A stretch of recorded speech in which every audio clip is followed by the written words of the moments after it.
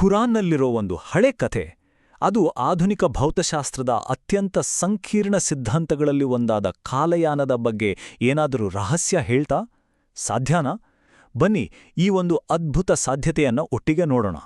ಈ ಪ್ರಶ್ನೆ ಕೇಳಿದ ತಕ್ಷಣ ನಮಗೆ ನೆನ್ಪಾಗೋದೇ ಅಸ್ಹಾಬ್ ಅಲ್ ಕಫ್, ಅಂದ್ರೆ ಗುಹೆಯ ಜನರು ಅಂತ ಕರೆಯೋ ಯುವಕರ ಕಥೆ. ಅವರ ನಂಬಿಕೆ, ಅವರ ಪಯಣ, ಅದು ಸಮಯದ ಬಗ್ಗೆ ನಮ್ಗಿರೋ ತಿಳುವಳಿಕೆನೇ ಅಲ್ಗಾಡಿಸ್ಬಿಡುತ್ತೆ. 350 ವರ್ಷಗಳು. ಅಬ್ಬಾ, ಇದೊಂದು ಬರೀ ನಂಬರ್ ಅಲ್ಲ, ಇದೊಂದು ಪವಾಡದ ಅವಧಿ. ಮೂಲಗಳ ಪ್ರಕಾರ ಇದೇನು ಸುಮ್ಮನೆ ದೀರ್ಘನಿದ್ದೆ ಅಲ್ಲವಂತೆ. ಬದಲಿಗೆ ಇದು ಟೈಮ್ ಟ್ರಾವೆಲ್, ಅಂದ್ರೆ ಕಾಲಯಾನದ ಒಂದು ಸ್ಪಷ್ಟ ಉದಾಹರಣೆ ಆಗಿರ್ಬೋದು ಅಂತಾನೂ ಹೇಳಲಾಗುತ್ತೆ. ಸರಿ, ಈ ಒಂದು ಅದ್ಭುತ ಕಥೆಯ ಹಿಂದಿರೋ ಸತ್ಯ ಏನು ಅಂತ ತಿಳ್ಕೋಬೇಕು ಅಂದ್ರೆ ನಾವು 5 ಭಾಗಗಳಲ್ಲಿ ಇದ್ರ ಬಗ್ಗೆ ಮಾತಾಡೋಣ.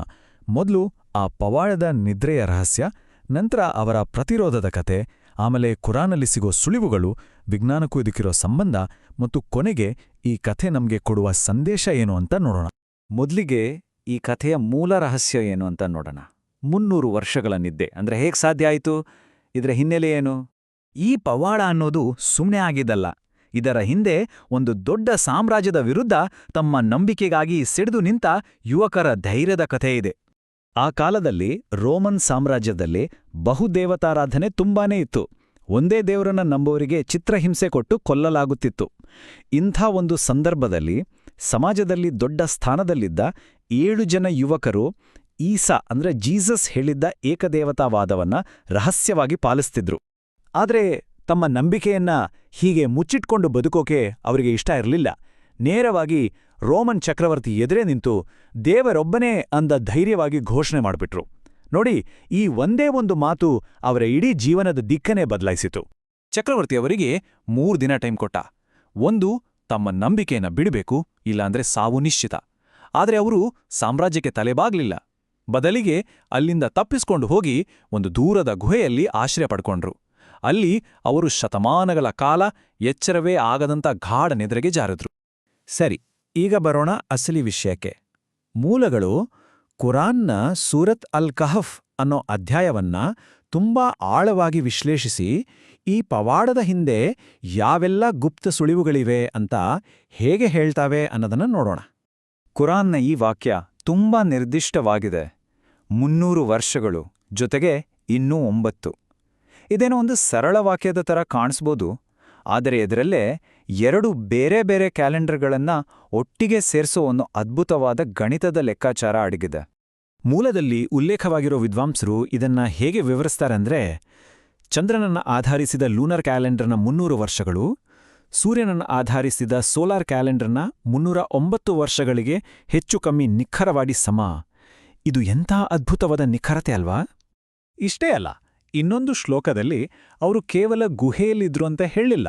ಬದಲಿಗೆ ಒಂದು ತುಂಬಾನೇ ನಿರ್ದಿಷ್ಟವಾದ ಪದವನ್ನ ಬಳಸಿ ಅವರು ಎಲ್ಲಿದ್ರು ಅಂತ ಹೇಳಲಾಗಿದೆ. ಆ ಪದ ಫಜ್ವಾ. ಅರೇಬಿಕ್ನಲ್ಲಿ ಇದರ ಅರ್ಥ ಖಾಲಿ ಜಾಗ ಅಥವಾ ನೆಲಕ್ಕೆ ತಾಗದ ಒಂದು ಎತ್ತರದ ಜಾಗ. ಮೂಲಗಳ ಪ್ರಕಾರ ಇದರ ಅರ್ಥ ಅವರು ಗುಹೆ ನೆಲದ ಮೇಲೆ ಮಲ್ಗಿರಲಿಲ್ಲ, ಬದಲಾಗಿ ಒಂದು ರೀತಿ ಸಂರಕ್ಷಿತ ಟೈಮ್ ಕ್ಯಾಪ್ಸೂಲ್ ಒಳಗಿಂದ್ರು ಅಂಟ. ಅಂದ್ರೆ ಹೊರಗಿನ ಪ್ರಪಂಚದ ಸಮಯದ ಪರಿಣಾಮ ಅವ್ರ ಮೇಲೆ ಆಗ್ತಿರ್ಲಿಲ್ಲ. ಕಾಲಯಾನದ ಸಿದ್ಧಾಂತಕ್ಕೆ ಇದು ತುಂಬಾನೇ ಮುಖ್ಯವಾದ ಸುಳಿವು. ಹಾಗಾಗಿ ಇಲ್ಲೇ ಇದೆ ನೋಡಿ ಕಥೆಯ ಅಸ್ಲಿ ತಿರುವು. ಹೊರಗಿನ ಜಗತ್ತಿಗೆ 309 ವರ್ಷಗಳು ಕಳೆದೋಗಿದ್ವು. ಆದರೆ ಆ ಯುವಕರಿಗೆ ತಾವು ಮಲಗಿದ್ದು ಕೇವಲ 1 ದಿನ ಅಥವಾ ಅದಕ್ಕಿಂತ ಕಡಿಮೆ ಅಂತ ಅನಿಸಿತ್ತು. ಸಮಯದ ಈ ವಿಭಿನ್ನ ಅನುಭವವೇ ನಮ್ಮನ್ನ ವಿಜ್ಞಾನದ ಕಡೆಗೆ ಕರ್ಕೊಂಡೋಗುತ್ತೆ.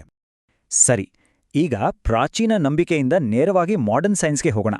ಈ ಕಥೆ ಐನ್ಸ್ಟೈನ್ ಅವರ ಥಿಯರಿಗಳ ಜೊತೆ ಹೇಗೆಲ್ಲ ಹೊಂದಾಣಿಕೆ ಆಗುತ್ತೆ ಅನ್ನೋದು ನಿಜಕ್ಕೂ ಆಶ್ಚರ್ಯಕರ. ಒಬ್ಬ ವ್ಯಕ್ತಿಗೆ ಮಾತ್ರ ಸಮಯ ನಿಧಾನವಾಗಿ ಅಥವಾ ಪೂರ್ತಿ ನಿಂತು ಹೋಗಿ ಬೇರೆಯವರಿಗೆಲ್ಲ ಮಾಮೂಲಿಯಾಗಿ ಮುಂದುವರಿಯೋಕೆ ಹೇಗೆ ಸಾಧ್ಯ? ಇದೇ ಪ್ರಶ್ನೆಗೆ ಆಧುನಿಕ ವಿಜ್ಞಾನ ಉತ್ತರ ಹುಡುಕೋಕೆ ಪ್ರಯತ್ನಿಸಿದೆ. ಈ ಪ್ರಶ್ನೆಗೆ ಬಹುಶಃ ಎಲ್ರಿಗೂ ಗೊತ್ತಿರೋ ಉತ್ತರ ಅಂದ್ರೆ ಆಲ್ಬರ್ಟ್ ಐನ್ಸ್ಟೈನ್ ಅವರ ಥಿಯರಿ ಆಫ್ ರಿಲೇಟಿವಿಟಿ, ಅಂದ್ರೆ ಸಾಪೇಕ್ಷತಾ ಸಿದ್ಧಾಂತ. ಈ ಸಿದ್ಧಾಂತ ಏನ್ ಹೇಳುತ್ತೆ ಅಂದ್ರೆ, ಸಮಯ ಅನ್ನೋದು ಎಲ್ರಿಗೂ ಒಂದೇ ರೀತಿ ಇರಲ್ಲ.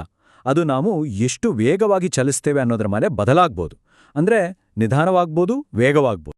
ಇದು ಹೇಗಂದ್ರೆ, ಒಂದು ವಸ್ತು ಎಷ್ಟು ವೇಗವಾಗಿ ಚಲಿಸುತ್ತೋ ಅದಕ್ಕೆ ಸಮಯ ಅಷ್ಟು ನಿಧಾನವಾಗಿ ಅನುಭವಕ್ಕೆ ಬರುತ್ತೆ. ಒಂದು ವೇಳೆ ಯಾರಾದ್ರೂ ಬೆಳಕಿನ ವೇಗಕ್ಕೆ ಹತ್ತಿರದಲ್ಲಿ ಪ್ರಯಾಣಿಸಿದರೆ ಅವರಿಗೆ ಸಮಯ ತುಂಬಾನೇ ನಿಧಾನವಾಗಿ ಹೋಗುತ್ತೆ. ಇನ್ನು ಬೆಳಕಿನ ವೇಗದಲ್ಲೇ ಹೋದ್ರೆ ಸಮಯ ಅಲ್ಲಿಗೆ ನಿಂತುಬಿಡುತ್ತೆ. ಒಂದು ವೇಳೆ ಆ ಯುವಕರು ಹೇಗೋ ಮಾಡಿ ಇಂಥ ಒಂದು ಸ್ಥಿತಿಯಲ್ಲಿದ್ರೆ ಅವರ ದೇಹದ ಗಡಿಯಾರ ನಿಧಾನವಾಗಿ ಹೊರಗಿನ ಪ್ರಪಂಚದ ಗಡಿಯಾರ ವೇಗವಾಗಿ ಓಡಿರುತ್ತೆ. ಮೂಲದಲ್ಲಿ ಇನ್ನೊಂದು ಇಂಟ್ರೆಸ್ಟಿಂಗ್ ಹೋಲಿಕೆ ಇದೆ.